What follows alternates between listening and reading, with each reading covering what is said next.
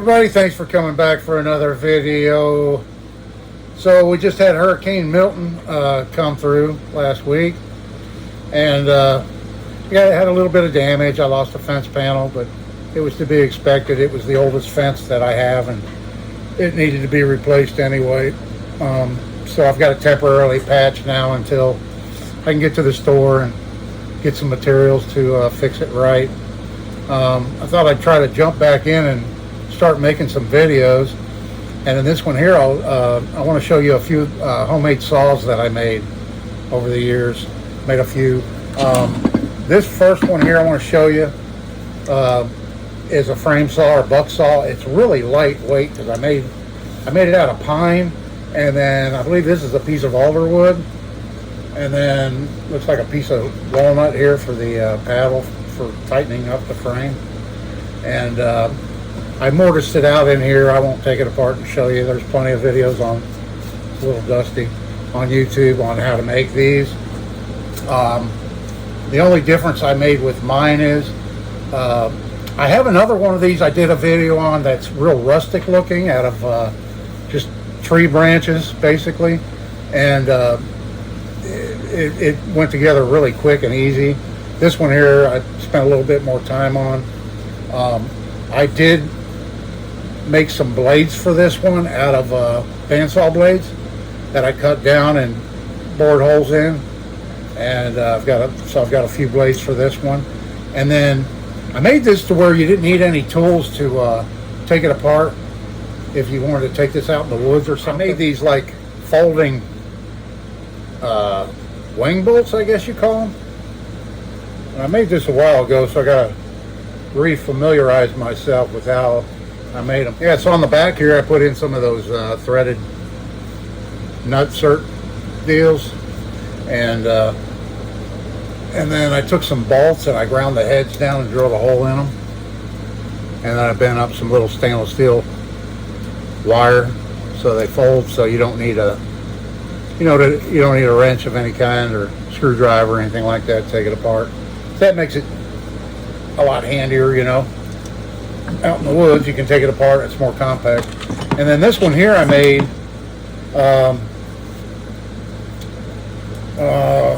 I made this one here a while after I made that other one, and this one uses a power hacksaw blade, and yeah, I made it very similar, only this one here you'll need a Phillips head, and then I laced a little piece of leather on here for a handle to make it a little more comfortable. And I made this one out of teak wood, and then I used a turnbuckle for the tensioner on top, put some U-bolts in it, and some aluminum brackets there. And it's heavier, beefier, but you know, it's for cutting metal. The power hacksaw blade. I had a couple of power hacksaw blades laying around, and I wanted to use them, so I made a frame saw or a buck saw or whatever you want to call it that would accept those blades. And then moving on, here's a little kind of a mini back saw or a gent saw, if you will, that I made a number of years ago. It's a stainless steel saw plate, 50 thousandths thick. It's pretty stiff, not too much flex to it. And then I kind of crudely ground some teeth in it, and it cuts pretty good. I've used this quite a few times for various tasks, and it saws pretty good. Yeah, I electro etched a little pattern into the saw plate, and pretty comfortable handle on it and stuff. So, and then I used some Chicago bolts, a couple of Chicago bolts to mount it, and that's that little saw. And then this one here I probably used more than any of these other ones I've showed you.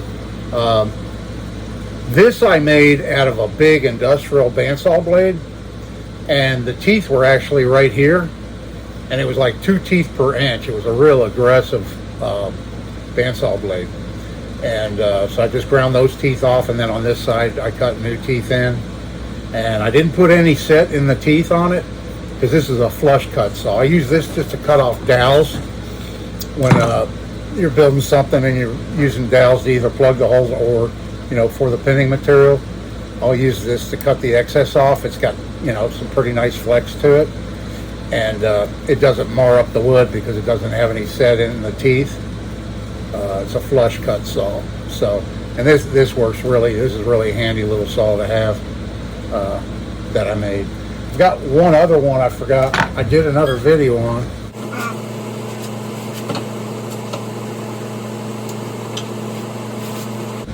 Yeah, I've got this other one here. So this is the tip of a, I believe it was a 26-inch Diston type saw. But I wanted a panel saw, a shorter blade, like a 20-inch panel saw. So I cut a section off, like 6 inches off of the 26-inch. Because I had a bunch of them, and way too many that I'd ever use. And it wasn't a real choice one. It wasn't like a collectible Diston saw. I think it was one of those warranted Superior badged saws. I can't remember now, but I still have it. But anyway, I made this out of that piece I cut off just because I didn't want to see it go to waste. So it makes a nice little gent saw too. And then I put a brass backing on it. I slotted out a piece of brass and then crimped it onto the blade. And yeah, and it's a two-piece handle. Yeah, it's a two-piece handle. It looks full tang, but I think the tang only goes up to where that bolt is right there. Split nut. And then I added a little piece of metal in there for filler, just to ease on the construction of it, you know, make it a little bit simpler to put together. But that's a handy little size saw too. I use this every once in a while. So yeah, anyway, I just wanted to do a video showing you a few of these saws I made. There's 5 of them, and if I come across some more that I've forgotten about, I'll show you in a future video. And anyway, this is Dave. Thanks for watching. I'll see you in the next one. Whoops, and here's one more. When I was hanging up one saw, I saw this one and forgot about it. This is a hacksaw I made years ago. And just made it out of some wood and pinned it together. Kind of just give you a slow look at it so you can kind of see how it's made.